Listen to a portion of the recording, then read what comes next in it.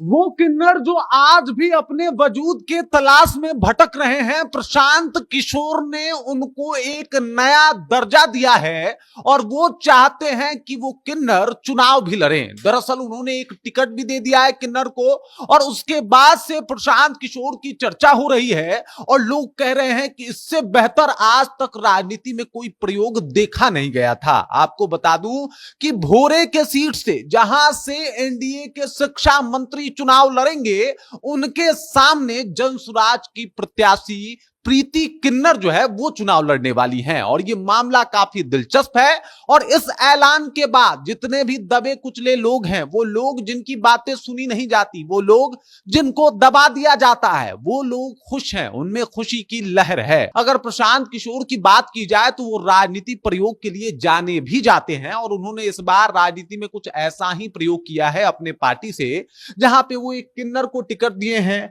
और एक किन्नर को टिकट देना कहीं ना कहीं अपने आप में एक बहुत बड़ा गट्स है, बहुत बड़ी उपलब्धि मानी जा सकती है, क्योंकि जहां भी टिकट बंटवारा हो रहा है इस आधार पे हो रहा है कि भाई साहब सामने वाले की जाति क्या है, सामने वाले का माहौल कैसा है, सामने वाले का भौकाल कैसा है, उसका बैकग्राउंड क्या है। लेकिन प्रशांत किशोर ने जिसको टिकट दिया है वो किन्नर समुदाय से आती है, यानी थर्ड जेंडर समुदाय से आती है और वो किन्नर समुदाय से आने के साथ साथ समाज सेवा में हमेशा से तत्पर रही हैं, जनसुराज की पुरानी मेंबर रही हैं और इसी वजह से जब फर्स्ट लिस्ट जारी किया जनसुराज ने तो उसमें उनको जगह दिया, उसमें उनका नाम था। यानी प्रीति किन्नर अब चुनाव लड़ेंगी और उनके सामने होंगे बिहार के शिक्षा मंत्री, जो कि अभी हालिया शिक्षा मंत्री हैं। इस बार जब वो चुनाव लड़ेंगे, भोरे से ही वो विधायक हैं, और इस बार जब वो भोरे से चुनाव लड़ेंगे तो उनके सामने होंगी प्रीति किन्नर। ये अपने आप में समाज को ये आईना दिखाना हुआ, एक बराबरी का एक तरीके से कहीं ना कहीं परचम लहराना हुआ